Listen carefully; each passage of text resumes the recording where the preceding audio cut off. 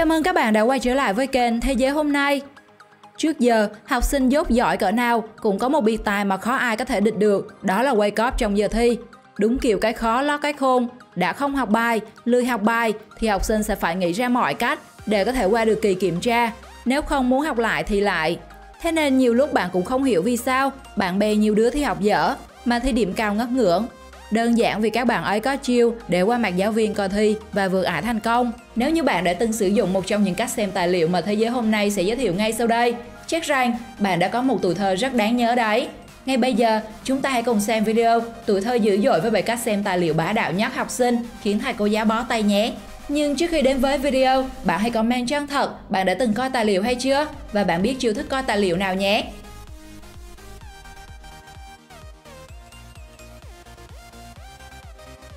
7. Chữ siêu nhỏ. Viết chữ siêu nhỏ chính là phương thức xem tài liệu xa xưa nhất đối với các thế hệ học trò. Bởi trước đó chúng ta làm gì có máy photo, nên cách duy nhất là tự viết bằng tay tài liệu trên mảnh giấy với chữ siêu nhỏ bỏ vào lòng bàn tay. Nhưng nó là tàn kinh cát, có thể cứu sống mọi mảnh đời học sinh. Không chỉ viết trên giấy, một trong những cách mà không chỉ các bạn nữ dùng mà cả một số bạn nam cũng sử dụng chính là viết chữ thật nhỏ lên móng tay của mình. Tuy nhiên cách này không khả dụng lắm. Ngoài ra, bạn có thể viết chữ siêu nhỏ lên cơ thể. Nếu bạn là nam, đó có thể là cánh tay, và nếu bạn là nữ, bạn có thể viết lên đùi trên của mình. Chúng là những nơi chép tài liệu rất tuyệt, bởi bạn có thể mặc váy hay sơ mi dài tay để giấu tài liệu khi không sử dụng. Điều quan trọng là đừng để nó trông quá lộ. Hãy chỉ viết ở vị trí quay mặt về phía bạn. Hãy nhớ lại xem, trong những ngày thi, các bạn của bạn có trở nên ngoan ngoãn hay không? Nếu có thì chắc chắn rằng họ đã viết tài liệu trên da tay nên không dám chơi đùa, bởi nếu ra mồ hôi thì chữ sẽ trôi mất. Thế nên đã từng có không ít siêu sao bỗng trở nên ngoan ngoãn đến lạ trong những ngày thi cử quan trọng.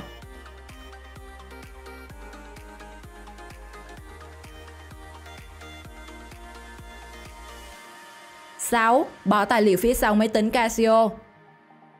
Cách xem tài liệu tiếp theo trong video này là bỏ tài liệu phía sau máy tính bỏ túi. Có bạn nào tiếc nuối rằng ngày xưa mình không hề biết gì đến các quay cóp này không?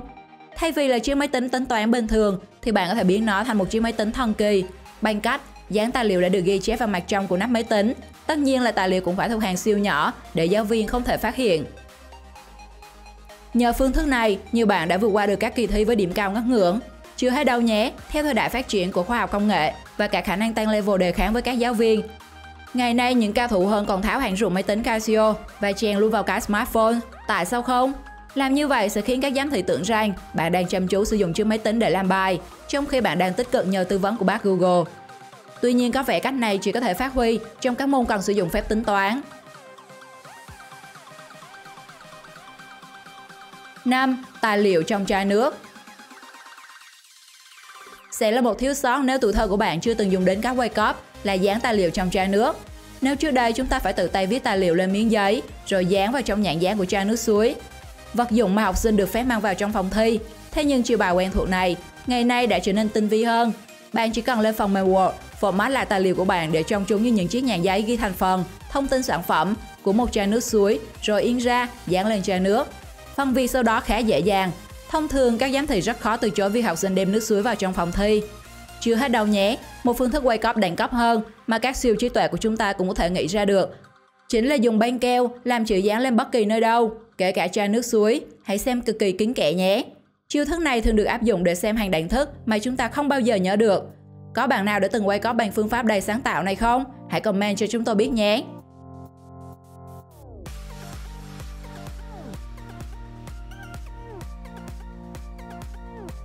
4. Tài liệu trong tay áo. Một trong những cách xem tài liệu phổ biến một thời để các cô cậu học trò không phải ăn trứng ngồng của thầy cô, đó chính là giấu tài liệu trong tay áo. Nhưng vẻ mặt cậu học trò này có vẻ trầm tư tập trung cho làm bài, nhưng thật sự thì đang xem tài liệu. Với các bạn nam thì một trong những buổi thi quan trọng thường hay rất mặc áo trắng tay dài, còn bình thường là chả bao giờ thấy mặc. Đơn giản khi đi thi, ống tay áo quấn lên và nhét tài liệu vào. Nếu nói về giấu tài liệu trong đồng phục thì có lẽ đối với các bạn nữ là chuyên gia mạng này. Dưới những tà áo dài, váy đồng phục là cả một tàng kinh cát chứa toàn bộ những bí kíp võ lâm. Tài liệu có thể dán dưới tay áo, dưới bắp đuôi chỉ cần vén lên đôi chút là thấy hết. Chưa kể, tài liệu còn có thể bỏ trong ngực. Nhưng cách thức này thì dường như không phù hợp với các bạn ngực săn bay nhé. Thêm một điểm giấu tài liệu cũng khá tinh vi của các bạn nữ, đó là bỏ trong dép. bởi sẽ không ai cấm cản việc bạn cởi đôi giày ra trong giờ kiểm tra để đôi chân được thoải mái hơn. Nhưng đó cũng là một cách khôn khéo để ngó qua đáp án đã được viết sẵn ở mặt trong đôi giày. Nhưng nếu bạn nhỡ viết chữ nhỏ quá mà mắt lại bị cận thì xem như tốn công vô ích. Với những chiêu trò này thì giáo viên hóa trang là Sherlock Holmes mới có thể phát hiện ra được.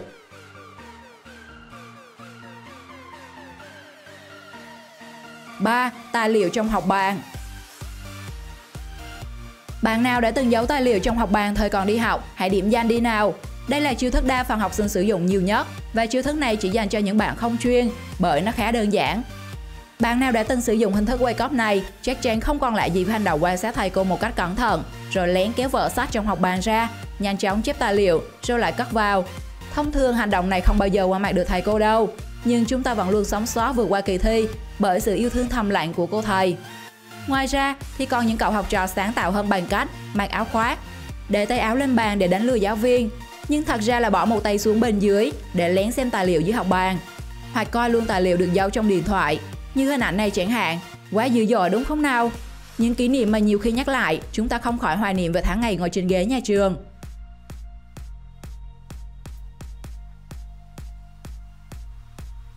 2. Tài liệu trong cây viết.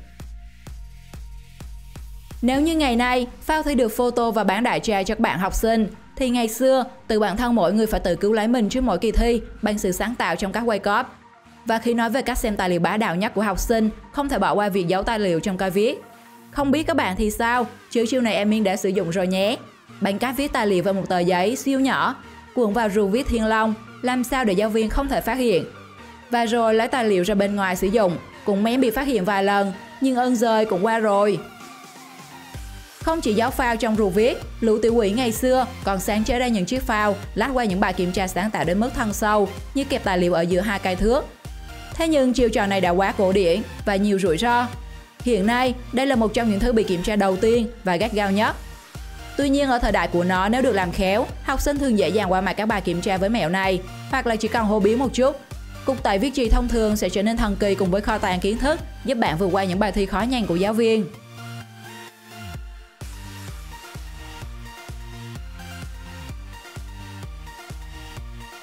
1. Chiêu thức cao tay nhất hôm nay là ghi lên bàn. Thời đi học, chắc hẳn các bạn đã từng nhìn thấy vô số những tài liệu được ghi lên trên chiếc bàn của mình rồi. Và sự xuất hiện của nó không ngoài mục đích nào khác là giúp các bạn học sinh vượt qua những kỳ thi. Đây là một trong những chiêu thức wake up cao tay nhất. Học sinh ghi lên bàn những tài liệu với chữ viết siêu nhỏ, ngay chỗ mình ngồi, hoặc trên vách tường gần chỗ ngồi, khiến thầy cô không để ý. Vâng, và để chống lại chiêu trò này, các thầy cô đã nghĩ ra cách đánh số báo danh vào mỗi đợt thi sẽ có kiểu sắp xếp ngồi chỗ khác nhau. Nhưng dường như họ đã quá xem thường IQ của những cô cậu học trò của mình, khi mà chúng có thể suy luận được chúng sẽ ngồi chỗ nào và mai phục để ghi tài liệu lên trên bàn là rất bình thường. Chiêu này chỉ dành cho những bậc cao thủ tài liệu lâu năm hoặc có kinh nghiệm đầy mình mới có sự suy đoán chính xác đến thế. Bạn đã sử dụng bao nhiêu cách wake up trong danh sách mà chúng tôi vừa giới thiệu? Hãy comment câu trả lời bên dưới nhé. Xin chào và hẹn gặp lại các bạn ở những video tiếp theo.